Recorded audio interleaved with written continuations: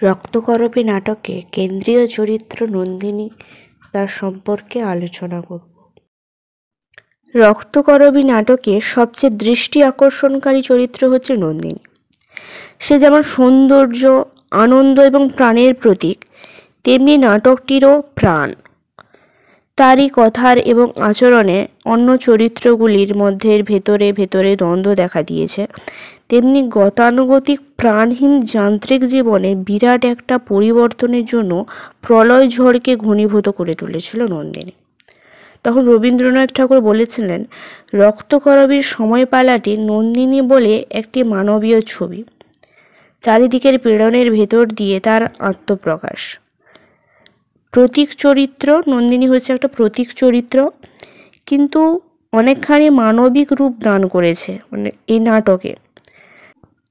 নাটকের যে বিভিন্ন চরিত্রগুলো রয়েছে, সেই চরিত্রগুলির সঙ্গে কথায় এবং তাদের কাজের মধ্যে সে নন্দিনীর মানবিক দিকটি ফুটে উঠেছিল অধিক মাত্রায়। রক্তকরবীর যে পুষ্পগুচ্ছ, মানে রক্তকরবী ফুলটির যে পুষ্পগুচ্ছ তার অঙ্গের ভূষণ করে তুলেছিল। রক্তকরবীর পুষ্পগুচ্ছ তার যে অঙ্গের ভূষণ, এটা রবীন্দ্রনাথ কিন্তু ভুলেননি। জাভাযাত্রীর পত্রে তিনি নন্দিনীর সম্পর্কে বলেছিলেন, নারীর ভেতর দিয়ে বিচিত্র রসময় প্রাণের প্রবর্তনা যদি পুরুষের উদ্যমের মধ্যে সঞ্চারিত হওয়ার পথে বাধা পায়, তাহলেই তার সৃষ্টিতে যন্ত্রের প্রাধান্য ঘটবে। রক্তকরবী নাটকে যে রক্তকরবী ফুল এবং নন্দিনী দুটির সম্পর্ক হচ্ছে একাত্ম সম্পর্ক।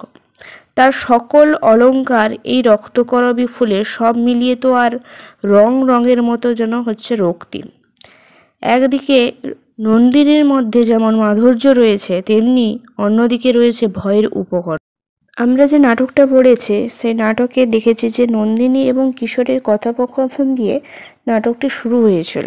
তখন এই যে রক্তকরবী নাটকটি, এখানে কিশোর রক্তকরবী ফুল এনে দিত নন্দিনীকে। তাকে যক্ষপুরীর সর্দাররা শাস্তি দিত, নন্দিনী তাই দুঃখ প্রকাশ করত। এই স্নেহশীলা দিদির মতো কিশোরকে তাই সাবধানে চলাফেরার জন্য পরামর্শ দিয়েছিল নন্দিনী।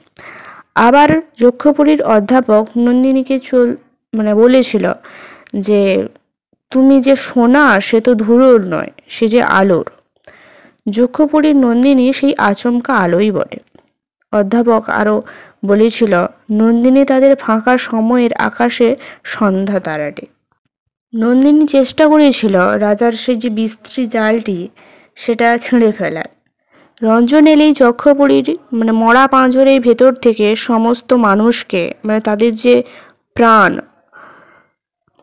তাদেরকে রক্ষা করবে। এ খবর সে পেয়েছিল যে রঞ্জন আজকে তার সঙ্গে দেখা করবে। অধ্যাপক পুরাণ বাগীশকে বলেছিল যে, পৃথিবীর প্রাণ ভরা খুশিখানা নিজের সর্বাঙ্গে টেনে নিয়েছে এই আমাদের নন্দিনী। নন্দিনীর জন্য অধ্যাপকের মন উড়ে যেত। নন্দিনীর কপালে যে রক্তকরবীর গুচ্ছকে অধ্যাপক মনে করত যে প্রলয় গোধূলির মেঘের মতো। নাটকের শেষে এই নন্দিনীকে ধরবার জন্য অধ্যাপক অনেক চেষ্টা করেছিলেন এবং তারই সুরে সুর মেলাবার জন্য তিনি শেষ পর্যন্ত বেরিয়ে পড়েছিলেন। নন্দিনী, গোকুল মনে করেছিল যে একদিকে নন্দিনী হচ্ছে রহস্যময়ী এবং মায়াবিনী। তার সুন্দর মুখ দেখে যারা ভুলবে তারা মরবে, সে ভয়ঙ্করী, সে রাঙা আলোর মশাল। রাজা কি বলেছিল? তারপর রাজা বলেছিল যে নন্দিনী যেমন কোমল তেমনি হচ্ছে কঠিন, ঠিক রক্তকরবীর মতো। রক্তকরবীর আভাটুকু রাজা ছেঁকে নিতে পারেন না পাপড়ির হাতের মুঠোর মধ্যে, তেমনই নন্দিনীকে আনা সহজ নয়। চন্দ্রা মনে করতো যে নন্দিনী হচ্ছে যেন একটা মায়াজাল। তার সুন্দরীপনা তার ভালো লাগতো না। চন্দ্রা মনে করতো রক্তকরবীর মালার ফাঁসে নন্দিনী একদিন বিশুর সর্বনাশ করবে। তারপর শেষ পর্যন্ত দেখি যে নন্দিনী চরিত্রটি হচ্ছে একটা মমতাময়ী এবং সংবেদনশীলা চরিত্র।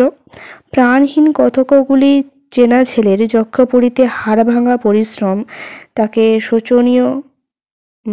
শোচনীয় করে তুলেছিল এবং তাদের অবস্থা তিনি সহ্য করতে পারতেন না, নন্দিনী সহ্য করতে পারত না, অত্যন্ত বেদনা বোধ করত।